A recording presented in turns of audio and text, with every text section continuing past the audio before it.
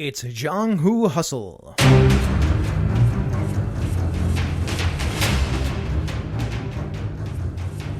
Hello and welcome to another episode of Jianghu Hustle. I'm here with my co-host Eric Farmer. And I'm here with special guest James Mendez Hodes.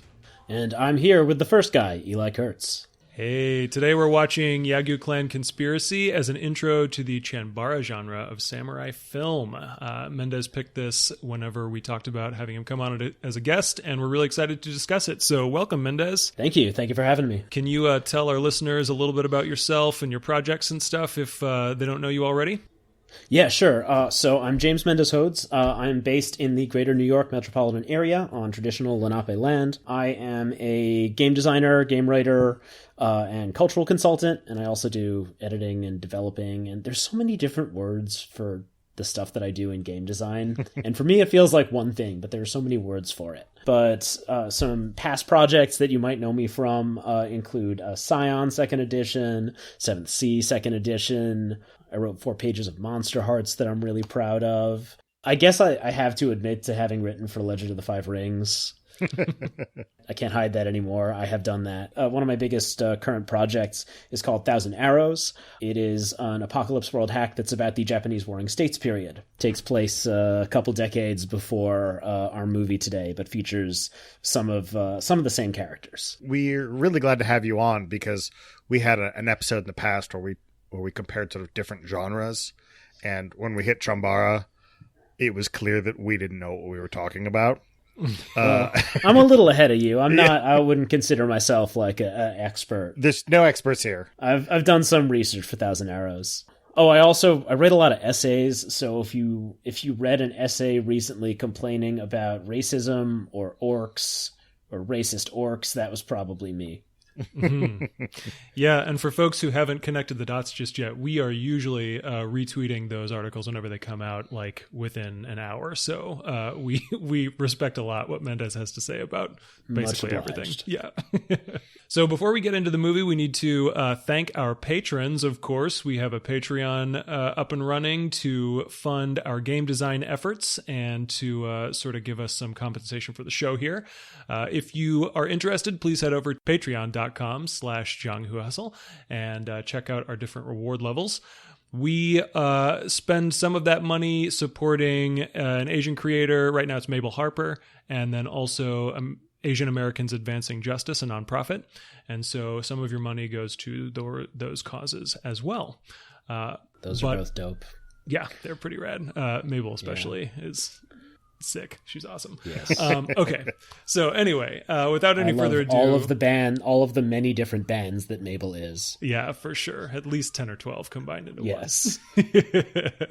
We love you, Mabel. Okay. All right. With no more ado, Andres Gabrielson, Andreas DeVoer, Andrew Dacey, Brian Kurtz, Chromatic Chameleon, Craig, Dave, David Millions, Derek Smith, Eric Bontz, Fraser Ronald, Gallant Night Games, J. David Chrisman, Jared Rasher, Jason Detman, Jeremy Marr, Jim, John Cole, Kevin Lovecraft, Laura Penrod, Leonard Murphy, Liam Murray, Lowell Francis, Misdirected Mark Productions, PK, Rob Abrazato, Sean Nicholson, Sean P. Kelly, and Todd Crapper. Thank you very much for your support. We appreciate it so much. All right. So before we crack onto the film, just a little content warning. This one's not really that bad in comparison to some of the garbage that we've watched. But there is some gore. There's quite a bit of violence. And there's a really awesome beheading. But if any of that bothers you, just be warned that content is in there. There's a surprising lack of nudity. Right. Yeah. And a lack of sexual assault, too, which was... Right, this is 1978. Right. I expected way more of that. It's true. It's true. We've seen a lot of it in different movies we've watched, and it's nice to dodge those bullets every once in a while. So, Eric, you want to talk to us about the basic details of the film? Sure. So we watched Yagyū Clan Conspiracy from 1978. The director was Fukasaku Kinji. The writer was also Fukasaku Kinji, Nogami Tatsuo, and Matsuda Hiro, and the cinematographer was Norimichi Ikawa. We've got Yorozuya Kinosuke as Lord Yagyū Munenori. We have the legendary Sonny Chiba as his son Yagyū Jubei. We have Matsukata Hiroki as Prince Tokugawa Iemitsu.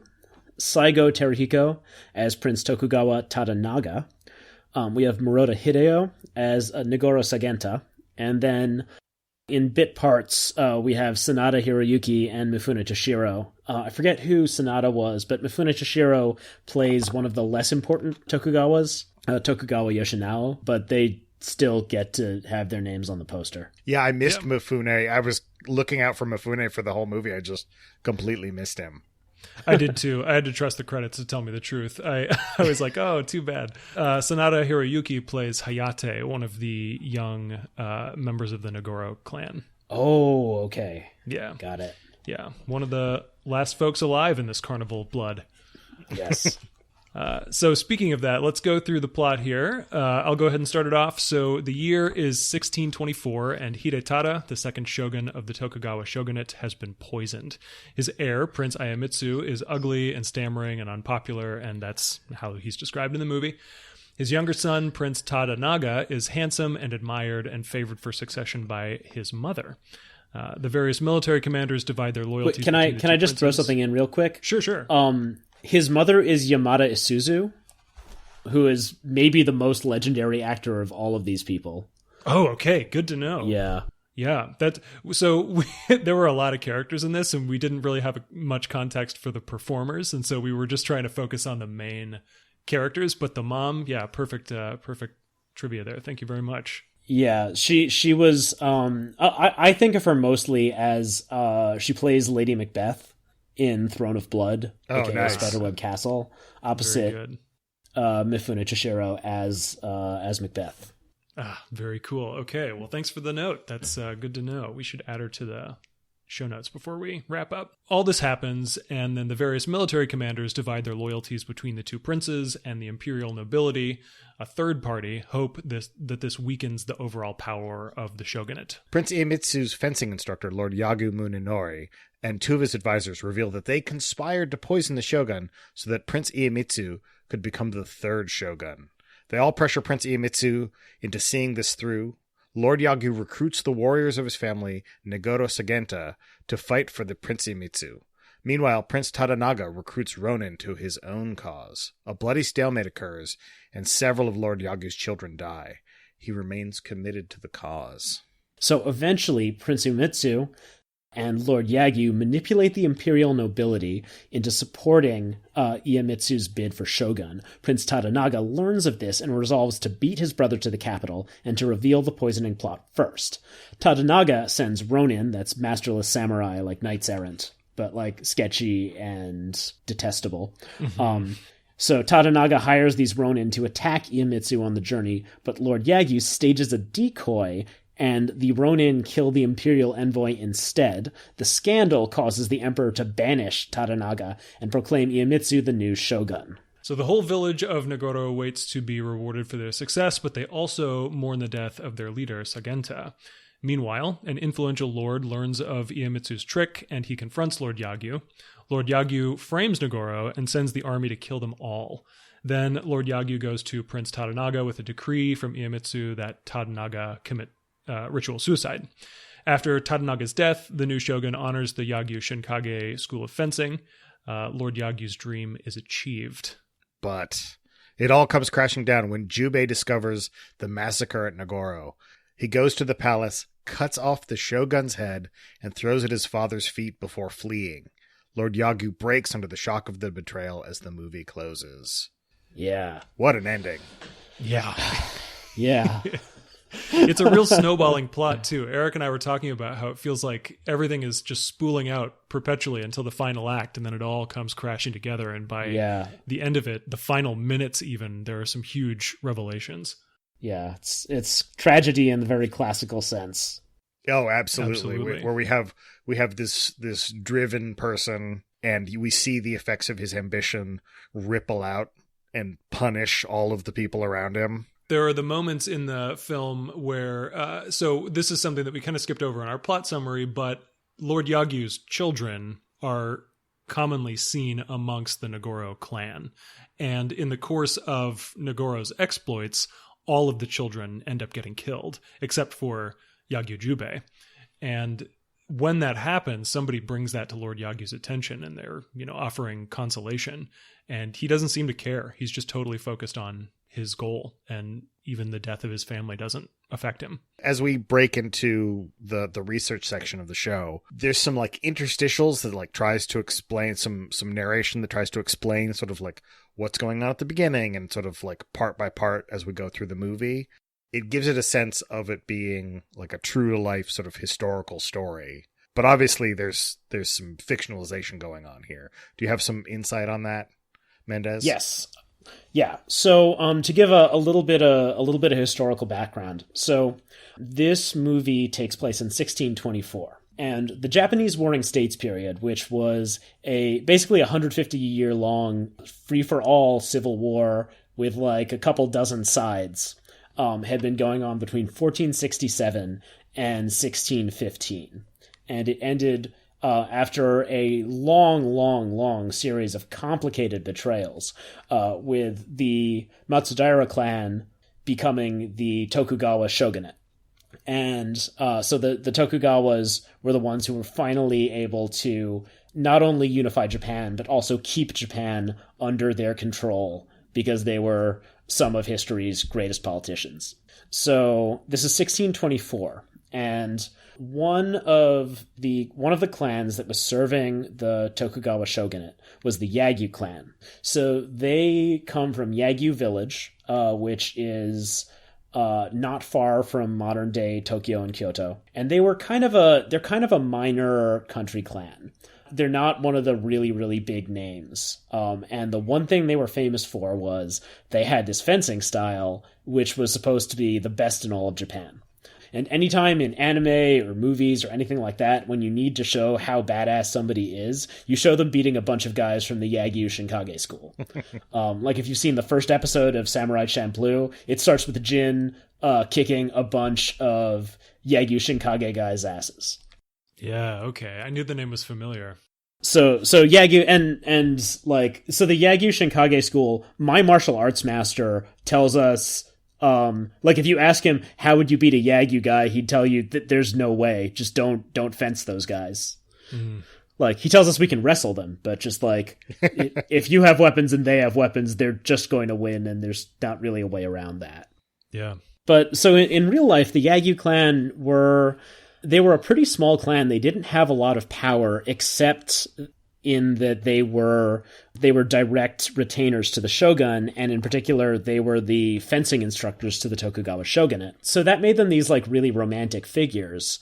So Munenori, the guy who's kind of the arch villain of this movie, was in real life like he's a really pretentious guy. I have this book by Yagyū Munenori in front of me, and it's a great book, but he's like always showing off how much he knows about like Chinese classics and Buddhism and Taoism and stuff like that. He needs you to know exactly how educated and refined he is, because he's like this poor country samurai, and if he doesn't show off, people are going to think he's a hick. Yeah, so in real life, he was a pretty decent guy, although, you know, constantly showing off. Mm-hmm. Which was a very practical thing for him to do. And then his son was this mysterious badass who mysteriously disappeared from the Tokugawa shogunate's service, and then went on like a martial pilgrimage to go wander around Japan and beat people up until he felt like he was a better person. And then he reappears. So a lot of the character of Yagyū Jubei in this movie is an attempt to explain why Jubei disappeared. And it's also a response to a lot of like sort of pop culture myths that built up in Japan about Yagyū Munenori and Yagyū Jubei. You know, people creating fiction, looking at these characters and thinking they can't really have been that simple, could they? Like, there's got to be something else that's weird and conspiratorial going on with them, or they never would have gotten here. And they were also like reported to have connections to various like military intelligence traditions. Which were, you know, never really proven, but that's why in movies and stuff, the Yagyū clan always have a whole bunch of ninja friends. Like in this movie, that's the Negoro clan, who I can't figure out what the deal is with these guys historically, but they're fascinating. In the movie, when it cuts to Yagyū village, it shows a bunch of these kind of scruffy looking, colorful farmer types all standing around, and then some of them get like initiated into some kind of warrior society. And then the weapons they use are a bunch of farming tools that look like they might be from Okinawa. Like they've got like karate weapons or something like that. Yeah. The sai and I don't know what that little knife was. Yeah, they have a kama, which they hold backwards, like a little scythe. And then they have a sai, which sometimes they hold like a regular sai, and sometimes they just like throw it at somebody. Which, if you ever wondered why Raphael from Ninja Turtles does that, I guess now you know. Yeah, anything can be a projectile if you try hard enough. Right? So yeah, and that's definitely a standard of ninja fiction, like ninja throwing various objects at you in an improbably deadly way, like a garden trowel or I don't know, a frog. Speaking of ninja, I know a lot of our listeners are aware that the popular expression of ninja is really historically inaccurate. And the Nagoro clan here seems like it's probably more realistic. You know, if they are considered the ninja of the story, they're actually just commoners who were going about sort of like a guerrilla war. Oh, and it's actually the other way around. The commoner thing, that's actually the myth. Oh, okay. So there's this controversy about whether ninja exist, and I think that we can probably, like, as a base level, we can probably all agree that in 150 years of war, it would have been completely improbable for there to have been no spies who ever had the idea of training other spies. So there's a lot of information about ninja that we don't have because they concealed it. But what we know of ninja points to the existence of sustained military intelligence traditions that existed within the samurai class. There were probably farmers who did spying. There were certainly farmers who got drafted into the military and ended up passing themselves off as basically samurai. But generally speaking, what we know about real ninja points to the idea that they were members of the samurai class who often disguised themselves as peasants, farmers, monks, literally anybody and everything. So it was like black ops work or something. Yeah, they were I guess more like a formal military intelligence outfit. Although there were certainly ninja who hired themselves out to different like highest bidders. It's also true that there were certain samurai who actually did some farming on their own. They're called jisamurai. I translate that as gentry when I get the opportunity, but they were minor samurai who had to do their own farming and whose lifestyles were often closer to peasants who had a sword in the house than they were to like the samurai who were the real movers and shakers of the Warring States period. And a lot of so the Iga province, which is where a lot of Jisamurai banded together into the Iga Provincial League, is associated with these military intelligence traditions. So it might that might have been one of the reasons that this myth of like farmer ninja came up. They were in fact samurai, but they were poor enough that they had to do a lot of their own dirty work. There's also an individual human named Stephen K. Hayes, who was a former member of the martial art that I do, and then kind of split with us, who really, really, really liked this narrative of like the impoverished ninja who were forced to use straight swords. Ninja didn't use straight swords. And he's also personally responsible for spreading a lot of ninja misinformation. Gotcha. These Nagoro clan folks, then, I suppose there were a few lines from them about how they were going to reclaim their ancestral homeland. So would they be more accurately fit into that sort of gentry class that you were describing?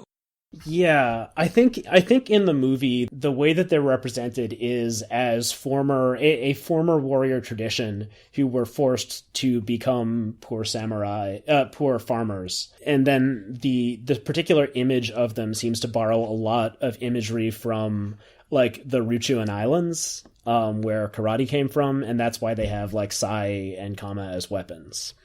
In pop culture, we often see ninja with weapons that are actually more associated with karate for a whole bunch of other complicated reasons, but this movie may be one of them. I actually looked up, so I saw Nagoro and I was like, that's nothing I've heard of. I've never heard that name before. And I went and I looked it up, and the only Nagoro clan that I could find were a warrior monk order based out of a temple in Kii province. And the Stephen Turnbull book, Japanese Warrior Monks by Osprey Publishing, talks about them. They weren't really ninja or even particularly stealthy. They were just big, strong monks who had a lot of guns and glaives. Sometimes that's all it takes, Yeah. I want to see that movie. I mean, that sounds right. That sounds cool as heck. Yeah, they were super badass, and they believed that if as soon as they died, they would go to like Buddhist heaven. Mm-hmm. Maybe it's complicated. So there's some witness me vibes going on too. They practiced Shingon Buddhism, which is the weirdest and coolest form of Japanese Buddhism. Have you ever seen like anime or anything like that where ninja are doing funny hand symbols? Mm-hmm. That actually, are they doing mudra? Yeah, they're mudras. They come originally from India, and then they were transmitted to Japan through various Buddhist sources. But Shingon Buddhism, which is this form of esoteric Buddhism, which is really into like standing on mountains, wearing not enough clothes, and thinking about numbers. Yeah, they were largely responsible for the weird ninja hand symbols because they shared a lot of territory with the Iga Provincial League and the Rangers or ninja, who we think of as the Iga School of Ninja. Very cool. So bending back, because the ninja in the movie plays sort of like a pretty minor role. So we've got the main conflict between the two princes. Yes. Is that a historical conflict, or was it sort of invented for the movie?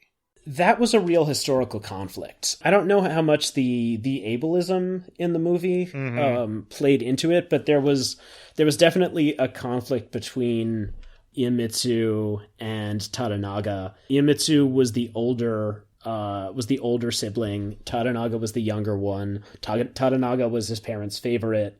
And so after his dad's death, there was a conflict, and Iemitsu did in fact order Tadanaga to commit seppuku, which would have been a relatively like extreme and intense thing for them to do. But from a political perspective, if Iemitsu were concerned with the staying power of his line, the presence of another brother who could possibly assert like primogeniture over Iemitsu's children, that was a real threat, and that was the kind of thing that did cause wars in the past couple centuries. So you're saying like if Tadanaga had sons or whatever, and maybe Iemitsu didn't, or they died or whatever, then Tadanaga could have a claim on the shogunate through his children if he were to stay alive. Right, exactly. Easier to just kill your brother. Make sure it doesn't happen. Much easier to have your brother kill himself. That too. So that conflict was real. The portrayal of Iemitsu and Tadanaga in this movie, where Tadanaga is this sexy, elegant guy, and then Iemitsu in the movie he has a big birthmark on his face, and he's not really ugly. He's just kind of average looking, but everyone plays up how supposedly hideous he is in the movie. It's just because like he's a 6 and everyone around him's a 9. It's kind of throwing off the scale. The movie doesn't exactly deconstruct that. It's more of like it brings it up and then it kind of just sits there. Is it rooted in sort of ableist notion of that he is inferior because of his birthmark and his stammer, and that says something about his character? Because it feels like he is shown to be just sort of a tool of Yagyū Munenori. I think that seems to be the implication. And I think like we could charitably read it as like, oh, people treat him poorly because of these disabilities, and therefore I don't know, like but the movie doesn't really go into any of that stuff. No, it doesn't. Mostly it's just like, this guy is ugly and talks funny, and therefore it's okay not to think he can be shogun. Yeah, I mean, and it's not really the heart. The heart of it is that it's his by traditional right, but his parents wanted his younger, more popular brother, and then a bunch of other people want just to screw this all up so that the shogunate can lose power. And the central driving force, as you highlight, is that Yagyū Munenori wants his like favorite student to end up in charge. Implication being so that Yagyū Munenori as the real power behind the throne, can be the real one in charge. This movie is really focused on the interpersonal drama between all of the different characters. And it's a movie where characters use violence to get what they want. And these things are really familiar to us as fans of wuxia, but this is not a wuxia movie. And we had talked about doing an introduction to Chanbara here on the show. So what is it about this movie that made you pick it as a good introduction to the genre? Well, I mean, I think the main influence was the fact that I really wanted to see it and I hadn't yet. So most of the Chanbara that I'd seen was Kurosawa Akira's work, which has a lot of influences from Westerns and Shakespeare, as well as from Japanese narratives and historical narratives. So I knew I was interested in this movie for a couple of reasons. First of all, because it has conspiracy in the title.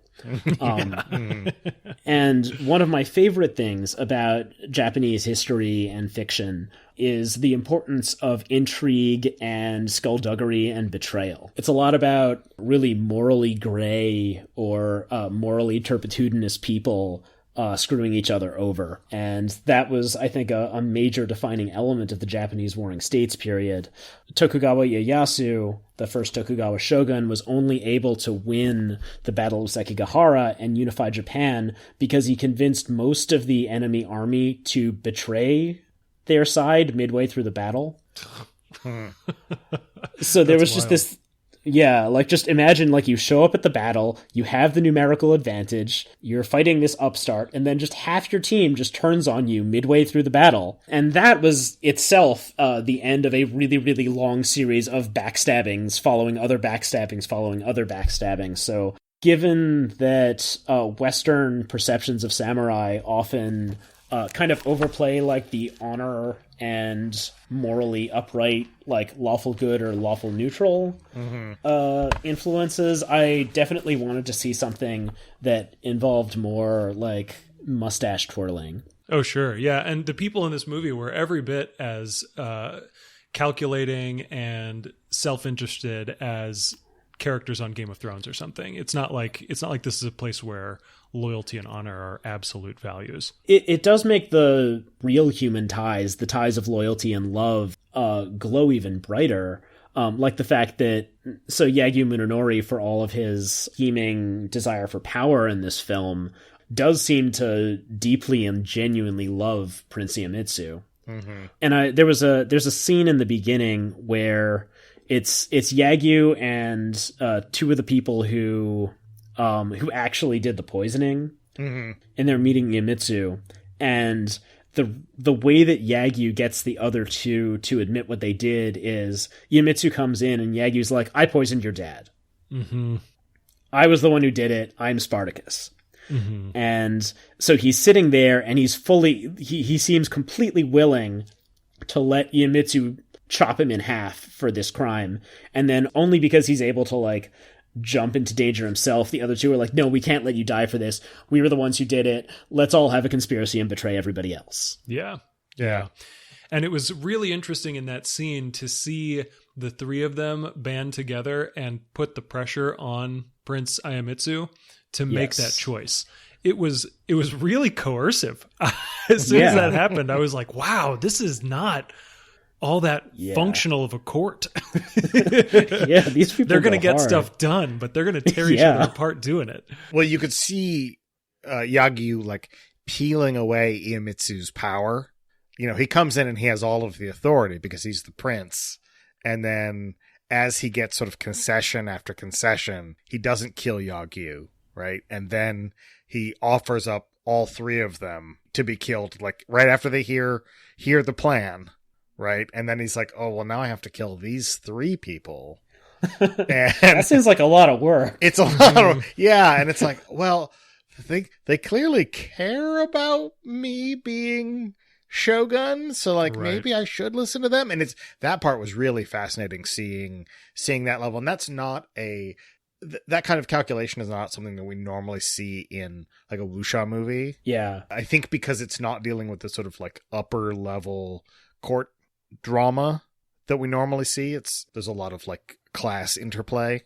And there was some of that in this, but it was much sort of higher level. Yeah, that was something that Eric and I were talking about in terms of the differences between this movie and Wuxia. We see both the courtly life and the common life in a lot of the wuxia film that we consume. But in wuxia, it seems like the court is often a background character or ineffective or what have you, and the focus is much more on the lives of those common class of people, even if they're super prestigious and successful. Whereas in this movie, every single thing flows from that courtly interaction. That's definitely a reflection of that like conservative tendency in like samurai society. All of the power and all of the decisions made in the Warring States period, with a couple of glaring exceptions, which actually kind of show up in this movie, all of the power flowed from the military nobility, or in earlier periods from like the courtly nonviolent nobility. Who we see a little bit in this movie. Should we talk about that a little bit? Yeah, absolutely. You were talking about this before we started recording, and I really want to hear more about it. So most of the characters in the movie are samurai nobility. They descended from these provincial warrior clans who got to be important because they were good at shooting people with arrows. But back in like the Heian era, like the era that gave us like the Tale of Genji and the Pillow Book, all of the power was not with the shogun, with this military generalissimo, but with the emperor of Japan, who is descended from the gods. And the emperor is based originally in Nara, then Kyoto. And the emperor had this imperial court of these nobles who were, they were the 1% of the 1%. They were the most courtly, rich, refined, overeducated, and graceful and elegant people. And in this movie, we see that a little bit because each of the two prospective shoguns is vying for the favor of the imperial court. And the emperor doesn't have any actual power, but as a figurehead, he's really important. So they both want to get the emperor's favor.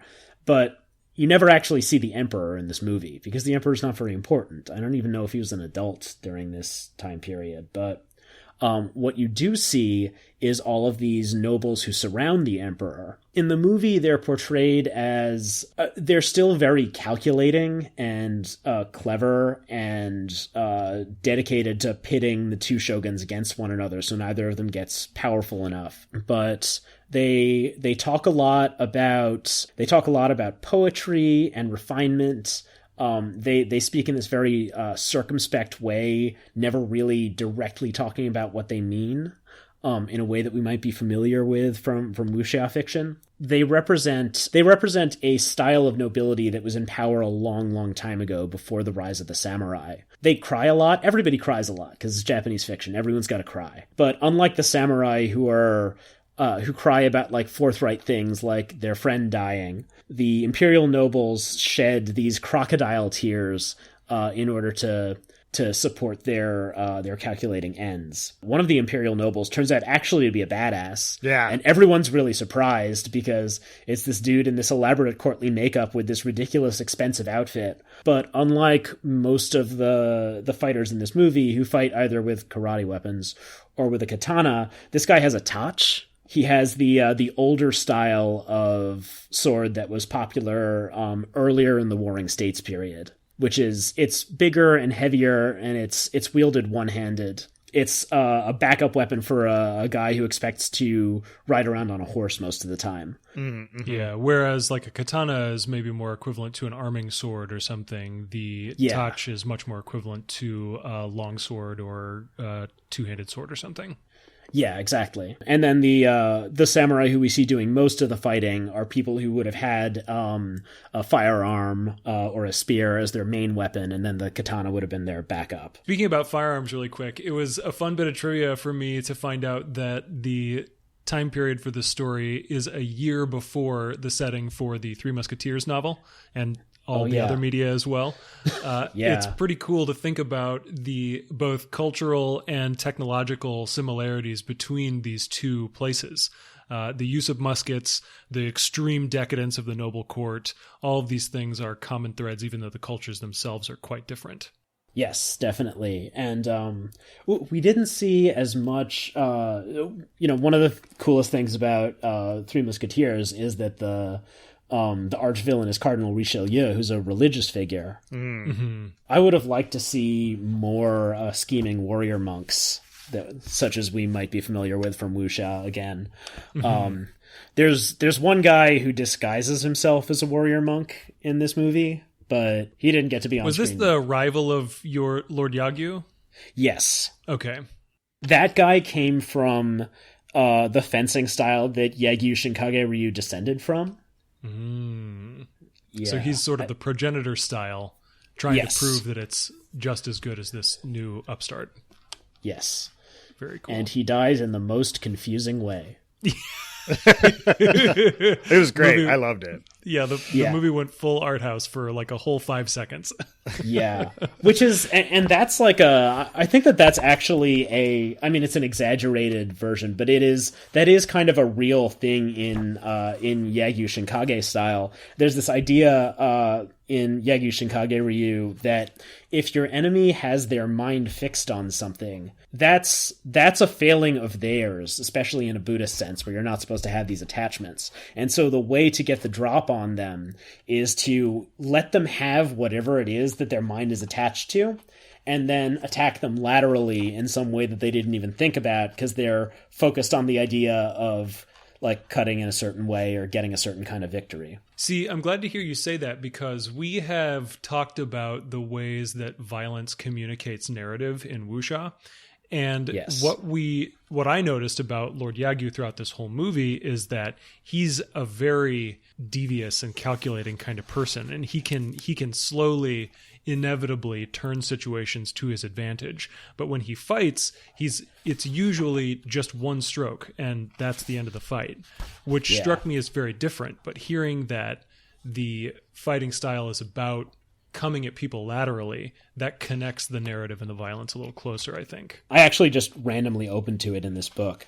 Under the heading Returning the Mind in this book by Yagyū Munenori, it says, "The frame of mind indicated with this phrase is, if you strike with your sword and think, 'I've struck,' the mind that thinks, 'I've struck,' will stop right there, just as it is. Because your mind does not return from the place you struck, you will be distracted, struck by the second blow of your opponent, and your initiative will be brought to nothing. With your opponent's second blow, you will be defeated." And that's pretty much exactly how the final duel between the guy dressed as a monk, I forget his name, and Yagyū Munenori works out. You see from the other guy's perspective, he sees himself killing Yagyū Munenori. And then there's a sort of a smash cut to what's actually happening, and either he or Yagyū Munenori has actually just cut a statue in half. Yeah. And then you see that he is dying from Yagyū Munenori's strike to his head. It's a wild duel, and it kind of comes out of nowhere because there's a will they won't they vibe through the whole movie. And then the character whose name is Oga Sawara Genshinsai. Oh, yeah. He sort of comes out of nowhere. We think he's maybe gone for the rest of the time, and then they show up, and it's like, okay, well, let's get this out of the way, and then it's out of the way. Well, I'm glad quickly. they bring him back because they demonstrate his scale earlier in the movie. In that sort of non-conflict with Yagyū Munenori, where Munenori refuses to fight him. Oh, yeah, he just shows up in Munenori's quarters. Right, and tries to challenge him, and Munenori won't take the challenge, and then Yagyū Jubei tries to get the drop on him, and that's when he gets his eye cut. Mm-hmm. And transforms into badass eye patch Jubei. Yes. For the rest of the movie. Yeah. But yeah, so it would have been a waste to not have him come back at all after we have seen him demonstrate his scale. Yeah, Yes. and that was something that we've identified often in wuxia. There are folks who are listeners who have very compelling points about why scale maybe doesn't matter as much as we've said, but we're always kind of looking out for evidence in that direction, that there are scales that are sort of inherent to the training or personality of the characters, and they're pitted against each other, and higher scales are almost always guaranteed to win. And we get a sense for skill or power level or something in this movie, but it seemed to me that it's more reliably tied to somebody's station because this is a movie that's so much more about intrigue. Is there a notion of scale in wider Chanbara film, or is it mostly tied to your position in society, or how does that work? When you say scale, you mean the idea that like fighters exist on these relatively fixed tiers, and moving between tiers is a pretty epic act? The narrative beat that you could look at, or beats that you could look at, is the protagonist fights the antagonist and loses. The protagonist goes off and trains. The protagonist comes back and then beats the antagonist because he's trained and increased his scale in that way. In Kurosawa films, it's not a really huge part of it. So, for example, I think one of the most representative Kurosawa films is Ran. I would say Ran is one of the most representative Kurosawa films, but in Kagemusha, Shadow Warrior, it starts with the death of Takeda Shingen, another much mythologized, mysterious death. And Takeda Shingen dies when a completely random musketeer gets a lucky shot on him and kills him. And there's a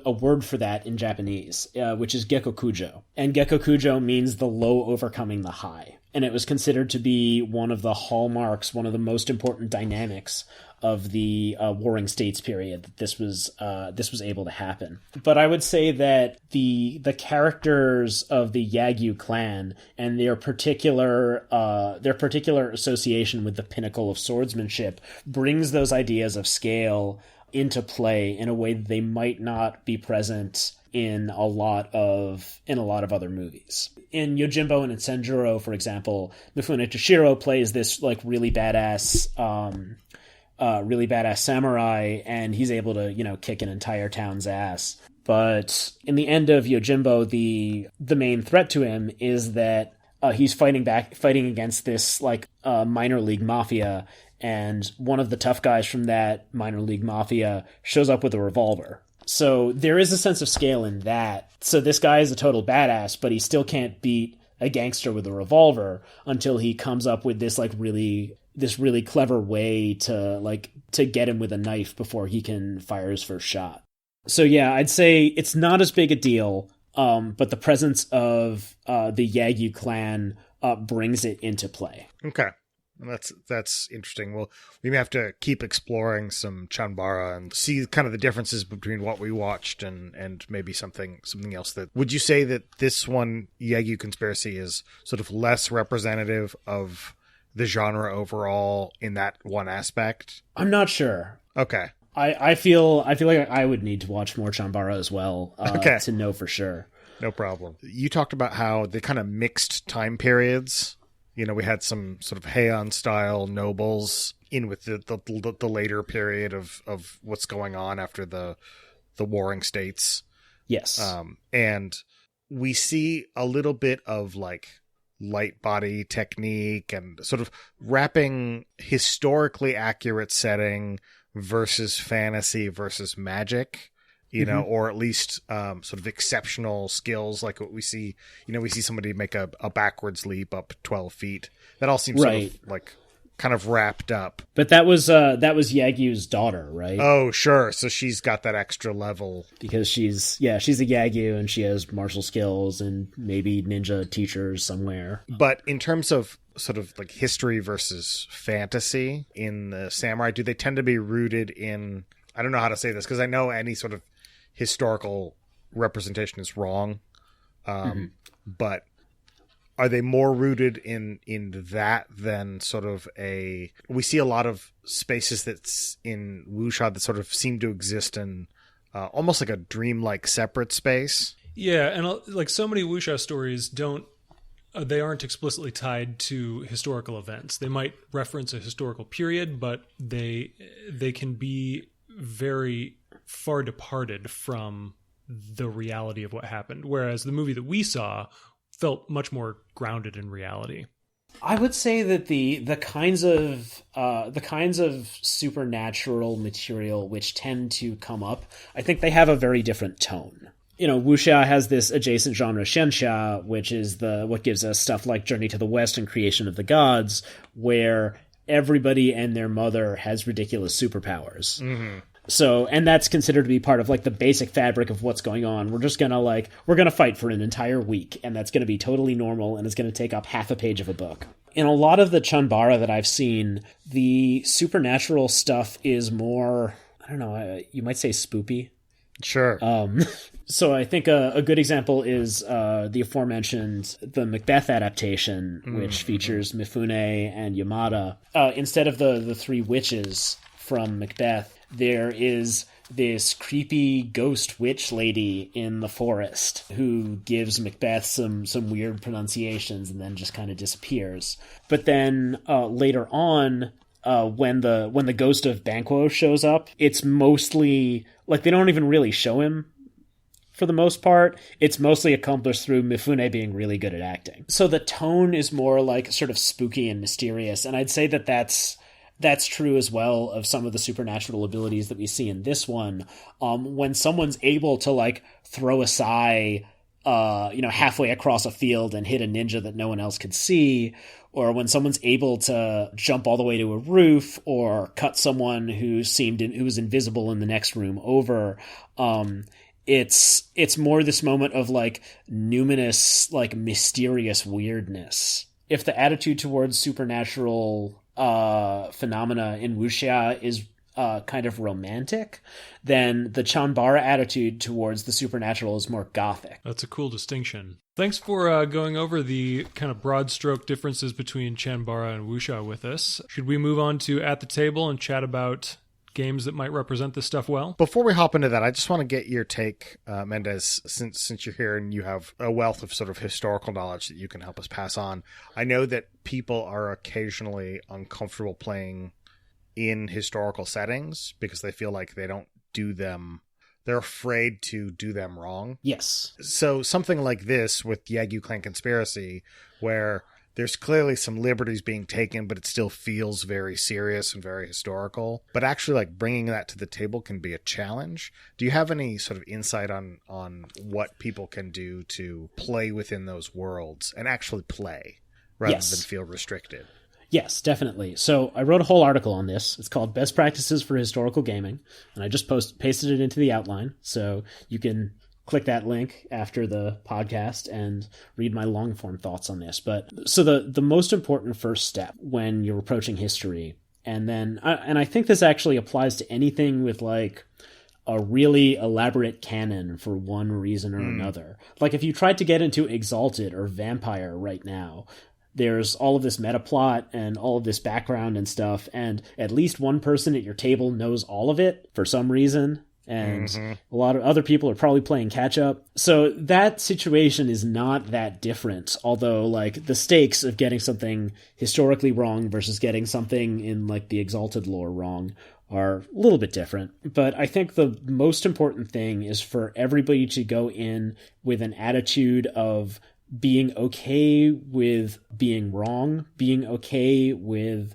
being corrected, and being okay with iterating on what you're doing in order to change it. This is not to say that people should be correcting each other left and right, even in a historical game. I don't think that that's necessarily... I don't think that that's necessary even when you're playing a historical game, but I think that going in with that attitude of it's okay to be wrong and it's okay to improve on mistakes that we've made is one of the most important first steps. And that's something that you have to do emotionally. You have to like make yourself okay with the physical sensation that comes over you when you get something wrong or when someone calls you on something. Again, doesn't mean we should be calling each other on things all the time at the table, but if you're not afraid of that moment, should it arrive, then this whole proposition becomes easier. It reminds me of, I like to introduce safety tools or content tools to people. I usually start with Script Change by Brebo Sheldon. And I like to introduce it to people by pointing out that retcons happen all the time in gaming. The game master or somebody else forgot a detail. You get 2 minutes into a scene and then you're like, wait, there's something else that's going on. We got to jump back and do that anyway. There's just a particular anxiety that's tied up with doing something that might be hurtful to somebody else. And I love what you're saying about sort of embracing that fear. And that is the way to get over it eventually. You have to get comfortable with making those mistakes and for correcting and moving on. And it happens at a small scale. We just have to get more comfortable about doing it for things that we perceive to be a lot more important. Yes. So the fear that I have about people getting things wrong at the table is never just that someone's going to get something wrong. I can always be like, oh, actually, it's like this. And if they're willing to listen, then great. Problem solved. The thing that I'm afraid of is that they're going to say something that makes me or somebody else uncomfortable, and then they're going to, if it actually matters to me enough that I do want to correct them, which is actually not most of the time, then what I'm afraid of is that they'll push back against it. Yeah, so you brought up content tools and safety tools. Can I tell you a story about the very first X card? Of course. Oh. I was there when the very first X card was created. And it was me, and I was at John Stavropoulos' house, and I was playing a game with our friend Dave and our friend Todd. And Dave has really, really particular preferences about what he does and doesn't like in games from like a genre perspective and a tone perspective. But very often, like, we'd play a game and then we'd be like, how'd you like that, Dave? And he'd be like, it was great, except there was this one thing that kept happening the whole time, and that really ruined the tone for me. And we'd be like, well, damn, Dave, why didn't you say anything? And he'd be like, oh, no. So one day, John designed this game that involved a lot of index cards, and he drew an X on one of the index cards. And as he was explaining the game, he said, hey, Dave, so if one of those things happens that you don't like, just tap the card and we won't do it. And Dave didn't actually use the card, but he was a lot more open about, like, expressing his content preferences after that. And that was the first X card. And it was actually used to moderate tone and content rather than for the safety aspect, which was added a little bit later. So yeah, I think that using those safety mechanisms to modulate stuff like historical accuracy, or conversely to like get rid of historical accuracy if there's too much of it. If I start going into like the details of how to reload a matchlock musket, and you're like, I'm sorry, I really don't care. Can we just move on to the part where people get shot? Like, that is a totally weapon speed. Get out of here. That is a totally legit use of like fast forward on script change. And that's one of the reasons why I love that tool in particular, because it's so applicable to just an exactly perfect role-playing experience, like the archetypal example where nothing super offensive happens. It's still like, well, you're going to need this for something. So I think that's really, really important. I think that if you're the person who does know everything about history, then I think it's on you to correct people as little as possible. So, and I think that this is a lot of the anxiety that people have about playing historical games. It's not like that they're going to violate some absolute rule that exists out in space somewhere. It's that a particular person is going to make their life hell because they got the details of how to reload a musket wrong. Right. They're wandering into a minefield filled with embarrassment and defensiveness mines. Right. That are going to go off at any particular time whenever they say something. Right. And I think that same sort of thing happens with Star Wars games. Yeah, exactly. So I think if you're that person, then it's on you to like come up with a creative way to explain why Mandalorians took off their helmets in the past, but now they don't. And Orthodox versus Reformed Mandalorians. So for example, here's one thing that I do if I feel the overwhelming need to correct someone, but I don't want to do it by saying, well, actually, if someone introduces an idea that I want to present an alternate perspective on, then instead of correcting them, I will find an opportunity later on to introduce a different thing into the game, which is closer to my vision of things. So in the moment, I tell myself I'm going to give myself permission not to correct someone right now. I feel this overwhelming desire to do it, but I'm going to tell myself I am allowed to do this later. And then I'll tell myself later on, so that this person has introduced a Rakshasa with a tiger head, and I think that that's like inaccurate or offensive, and so I want something else. So instead of saying, hey, I think that you need to change your Rakshasa with a tiger head, instead later on I'll say, I'll introduce a Rakshasa character somewhere later on who just has a regular demon face and big teeth. And that later on moment may never come, and that's probably fine. If it's something that's like actually offensive, then I might say like, hey, just so you know, if you ever play a game that's like really into Indian myth, you might not want to introduce a tiger face Rakshasa because that's from a weird American TV show. And if it's actually that important, then I can say so probably after the game. Or if I feel like I have the relationship with the table where like I can change that now, then yeah, I'm going to use a safety mechanism because that's what they're for. But allowing myself to do it later and allowing myself to do it by introducing something that presents a different perspective is a softer way to do that. That was exactly what I was hoping for when I pitched that question to you. So thanks so much. And I encourage everyone to, we will post that link in the show notes, and you should definitely check that out. You've given us this sort of wealth of information about the samurai genre and the historical context of the movie, right? But you've been using all of that to build your own game, Thousand Arrows. Yes. Do you want to tell us a little bit about that? And then we can kind of pitch you some questions about it. Yeah, sure. Thousand Arrows is a game that I'm working on with Brendan Taylor from Galileo Games as editor. And it is a long time ago. It started out as an Apocalypse World hack that Brennan came up with to do Legend of the Five Rings. And then he brought me on, and I said, hey, you know what would be really cool if this game had 100% less Legend of the Five Rings? And then Brennan was like, yeah, I was thinking that too. You can still use it to do Legend of the Five Rings, as I now know, because I've worked on Legend of the Five Rings. But the game focuses on...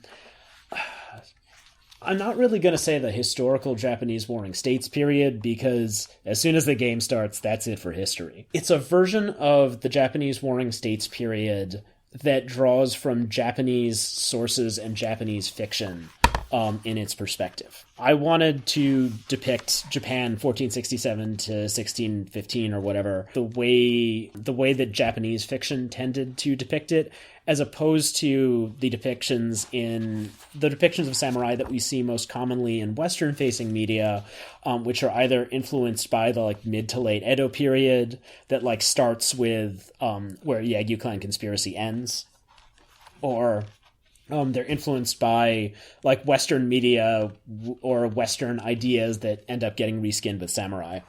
Sure, like Clavel's Shogun or yeah, exactly. Something like that. Right. Okay. Or even movies like Yojimbo and Sanjuro, which are essentially Westerns that... Recast, yeah. Yeah. And then were recast as Westerns. So the player characters in Thousand Arrows are the movers and shakers of the Japanese Warring States period. Every character has like 100 troops or so that are following them around at all times. They are the lords and generals and Buddhist abbots and like ninja spy masters who make all the difference in the Warring States period. You are high-powered people. And even if you're playing as the farmer, even if you're playing as like a knight-errant Ronin, you're going to be an important farmer. You're going to be an important knight-errant. There's a lot of supernatural stuff there, but I tried to focus on the supernatural and religious phenomena which Japanese people in the Warring States period actually believed in, as opposed to like D&D stuff, which you see in a lot of samurai games. Mm-hmm. So you could play as, for example, a fox spirit or a tengu, like a crow demon who likes fencing, or a spiritist who summons and channels spirits because you're a member of the Shinto clergy or something like that. So you can, in addition to playing sort of the precursors to the people that we saw in the movie today, yes, you can also play spirits and other sort of supernatural things. Yes. Very cool. And there's at least one. I have at least one scenario where you play as Yagyū Munenori. Oh, cool. Yeah. Awesome. Yeah. The scenario. I'm assuming the more pretentious incarnation of history Yes. than we see in this Yes. movie. He's a little bit more conventional, but still very loyal to the Tokugawa shogunate. So the character types in that game.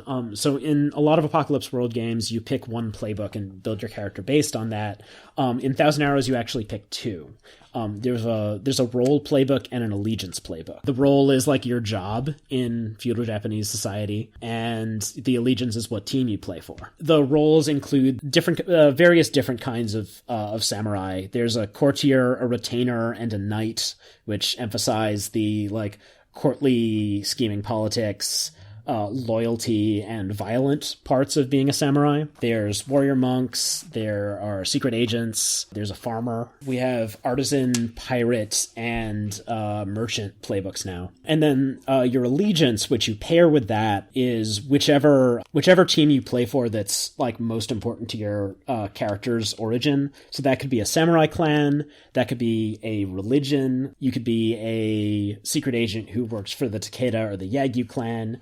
You could work for the Nichiren school of Buddhism or for the Catholic Church. There's also provincial leagues, like the aforementioned, the Iga Provincial League of like minor farmer samurai banding together. Or you can, if you want to play on hard mode, you can be a Ronin. Maybe you could explain to us like why that's hard mode. Is it because you don't have any backup and ties to other people? Is it because you don't have this group of 100 soldiers? Yeah. So one thing that I think we learned in Yagyū Clan Conspiracy is it's really hard to be a Ronin. Yeah, it's not good for your life expectancy. Yeah, and it's like they get romanticized in shows like Samurai Champloo, but we should remember that in Samurai Champloo the main characters were really poor and struggling the whole time. So Ronin, or masterless samurai, were among the most despised people in all of feudal Japan because they had all of the violent tendencies and often entitlement of samurai without any of the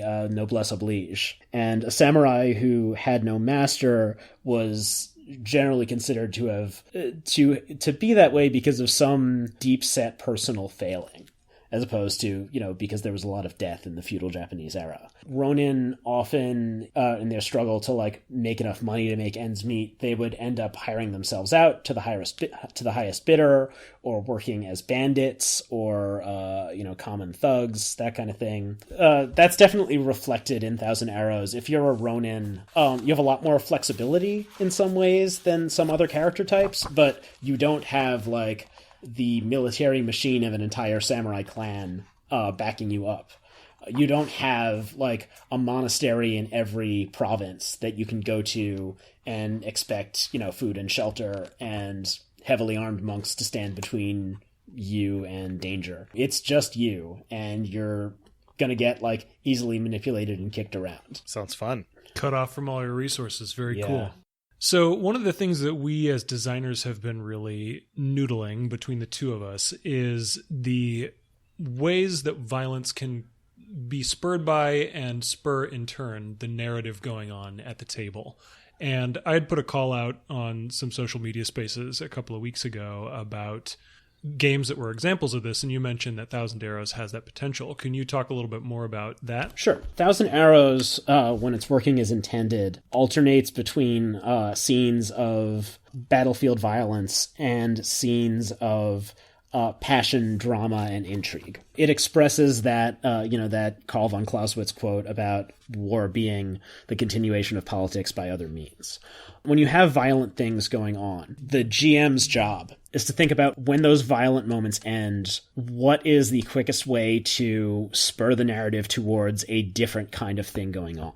So, when that moment comes, when the fight is decided, what are all of the possible ways that this could spur a scene of like that expresses some personal drama, that expresses politics, that brings in character types who aren't good at this kind of fighting that's going on right now. So a lot of the GM's roles and agenda are pushing towards those outcomes.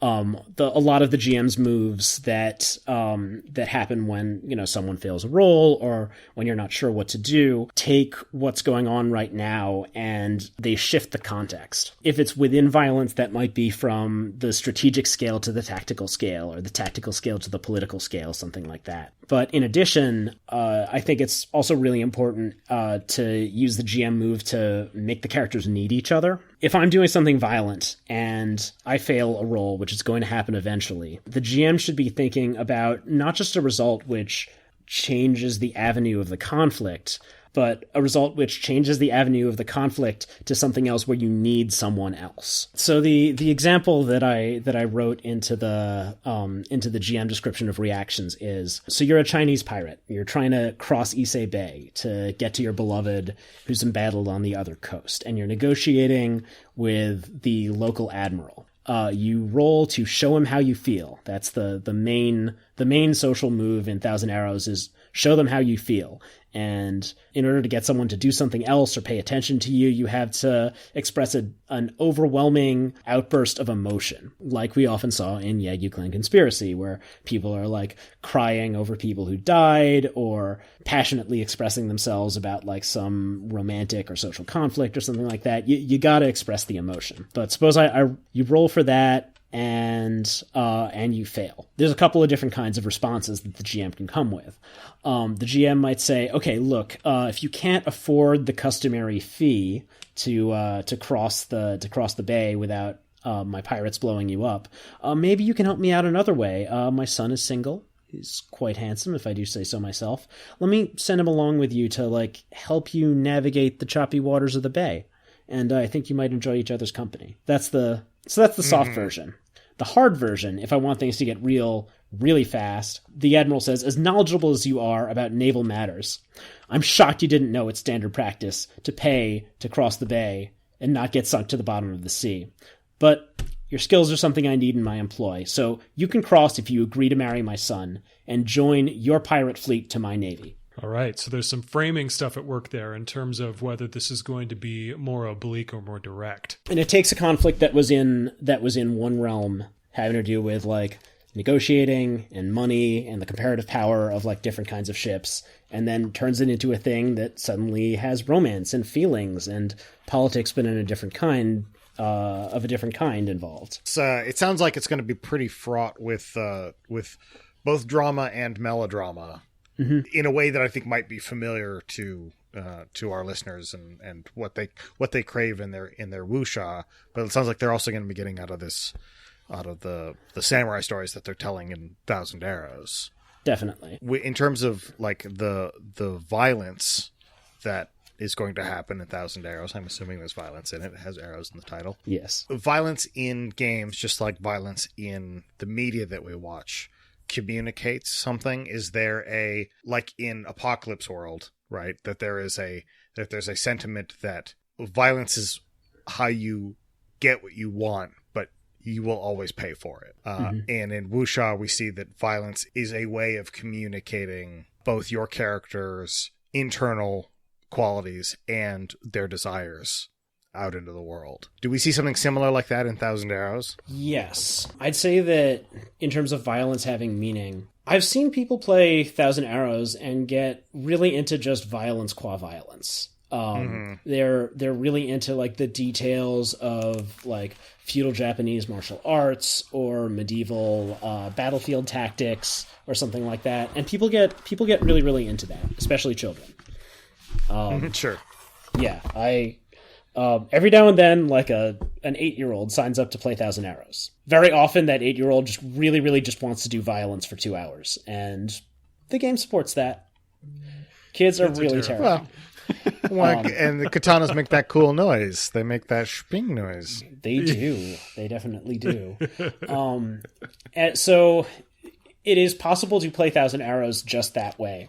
But the whole GM apparatus and the whole like narrative structure of the game push violence towards being political and or passionate, ideally both. Samurai narratives, as I understand them, like based on like the stuff that I read in grad school, like the Tale of the Heike, like all of the most important moments in like the Tale of the Heike, which is a late Heian era samurai narrative, or I guess like warrior narrative. People weren't really calling them samurai quite yet. All of the most important moments are there's a battle, and the battle is deciding something really, really important and political, but then the people who are actually fighting the battle have some personal, like deeply, deeply personal agenda, something that they're trying to express about like grace or beauty or their relationships to each other, what they think a good person or a heroic person or a person who goes down in history is supposed to do. The best moments in Thousand Arrows bind all of those things together. That's why I love Betrayal so much, because Betrayal, in addition to being like the most important like historical dynamic in the Warring States period, combines so many of those things. You can't betray someone and have them not feel passionate about it.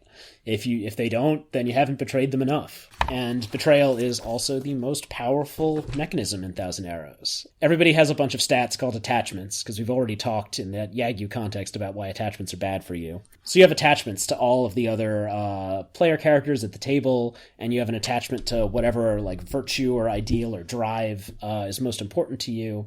But the most powerful thing that you can do in Thousand Arrows is betray one of your attachments. And all you have to do is say, I'm betraying this attachment, and describe how you betray them. And at that moment, we set aside the dice, we set aside the rules, and you just get complete narrative control over what happens in the moment of your betrayal. If you've played Masks, this is an adaptation of the moment of truth mechanism. So yeah, in that moment, when you turn your back on one of your passions, your martial and narrative power is unmatched. And then when it's over, then, you sit there and you accept all the consequences. A lot of people like to die in their betrayal, moments of truth. Like, people are really into glorious self-destruction, and I ain't mad at that. But yeah, if you don't manage to get yourself killed, as seems to be very popular, although not required, then afterwards there's going to be all kinds of consequences. In that moment, which unites all of the things that Thousand Arrows is about, all eyes are on you, and you have more power than anyone or anything. Right. So your reward is pure freedom to tell it your way. Right. And to have all eyes on you, and to get 100% spotlight for that moment. Right.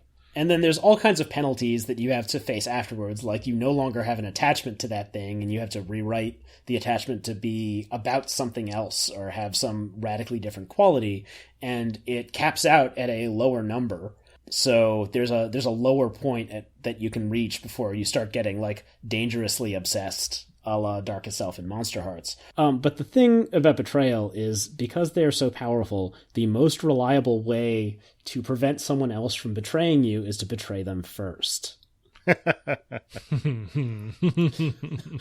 this was the most common way to deal with that particular situation in in the Japanese Warring States period as well.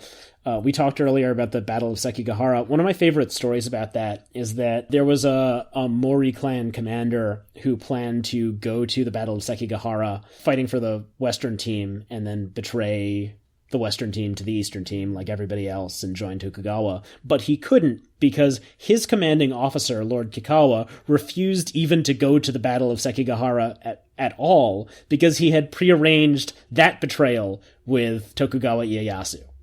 So this guy was betrayed from betraying his commander because his immediate superior betrayed his commander first. Wow. Yeah. That's dizzying. Yes. Yes. That's incredible. So it's cool that that's a more of a feature of your game. And I think that gives listeners some insight into the differences, or some of the additional differences, between these sort of stories and straight wuxia stories. Yeah. I know that you and Eric and I, all three of us, are fellow Hearts of Wulin stretch goal authors. Eric and I collaborated on a piece about describing fight scenes, and you are working on one called Fight Me IRL. Yes. You want to talk a little bit about that? Yes. Fight Me IRL is the cyberpunk stretch goal. And so there's some stuff about, bionics, and there's some stuff about, futuristic cities and megacorps, but I think the heart of Fight Me IRL is that it talks about martial arts culture on the internet, and that is very heavily influenced by martial arts culture on the internet today. So I do a lot of martial arts, which means that I'm friends on Facebook with a lot of martial artists, and a lot of those martial artists are older or boomers or older than that. And I don't know, the martial art I spend the most time doing these days is Japanese. Japanese martial arts in America tends kind of conservative and libertarian, especially. And so there's a special and particular flavor of arguments that happens in that community that I'm trying to capture in Fight Me IRL. So, in addition to all of the regular wuxia drama, there is all kinds of internet drama. And, it's still in the draft stage, so, Lowell and Joyce might still shoot all of this stuff down. But, for example, there's a character type who, in addition to the regular 5 elements, water, metal, earth, wood, fire, has the sixth element of likes. And so in addition to, instead of rolling anything else, you can like stake your internet reputation on something and roll with likes or expend likes in order to like get something done. There's a prize fighter character who can promote a fight. And then there's a list of people who you can pick from. Okay, I want 3 choices from this list to show up at the fight.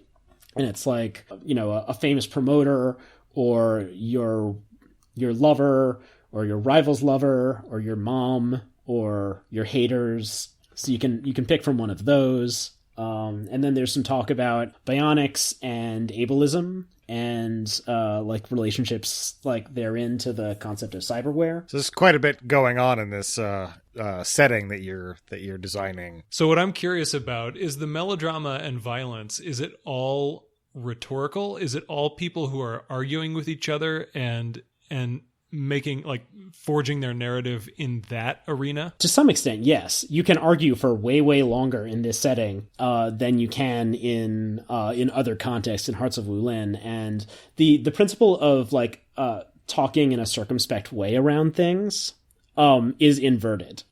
Instead, people get like they leap to extremes, they leap to conclusions, they say the most inflammatory version of what they were going to say, and then you have to pull the meaning out of something not by like extrapolating into the truth, but by pulling back from like the rant that was there into what they're actually trying to express. That's delightful.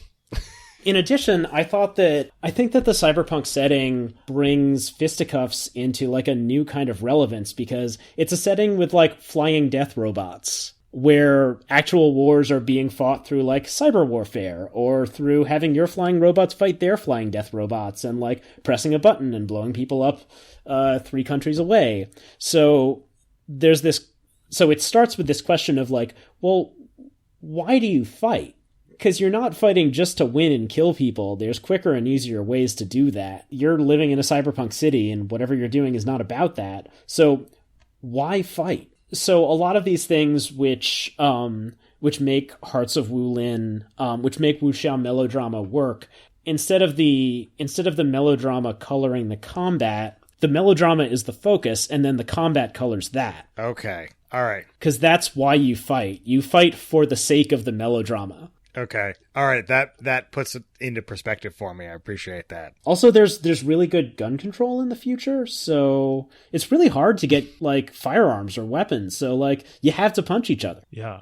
No kidding. Yeah. one can only hope. Right. Yeah. My favorite line that I wrote is, it is the near future. The sky is the color of television tuned to a dead channel, except no one's television is channels anymore because of streaming services. That's right. Yeah. That's wonderful. Fantastic. Well, speaking of the near future, I think we have reached the end of our discussion. We've had a lot of good topic covered throughout the entire discussion, and we really appreciate you coming on. Is there anything else you want to say before we wrap up? Nothing leaps to mind. This was really, really fun, and I really hope that everybody out there goes and watches Yagyū Clan Conspiracy. And there's a sequel also that I'm really excited to watch. What is it called? Righteous Revenge or something? Samurai Reincarnation or something? That's it. Samurai Reincarnation. It's the next time that Sonny Chiba dons the Yagyū Jubei character. And in that one, I think he goes to the Shimabara Rebellion, it took place that was 4 years later in 1628, when a bunch of Christians and peasants and former samurai in the south of Japan rose up around this 16-year-old boy who decided he was a Christian prophet. Wow. Yeah, okay. Yeah. All right. Sounds like a good time.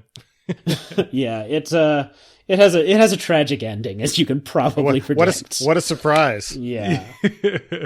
Odd that a tragedy spawned a sequel, but you know what? If it works, it works. Right? I mean, how many Oedipus plays were there? There were 3, right? Yeah, that's right. Well. Yep. All right, cool. Well, thank you very much. Thank you for listening, and remember to make your Gung-Fu stronger. I'll close out. I will end with a piece of advice that Lou Reed from the Velvet Underground once gave me about my Kung Fu, which was, Don't hit your foot, kick your hand. No context. No context for that. Jianghu Hustle is being released on Misdirected Mark Productions, the media arm of Encoded Designs.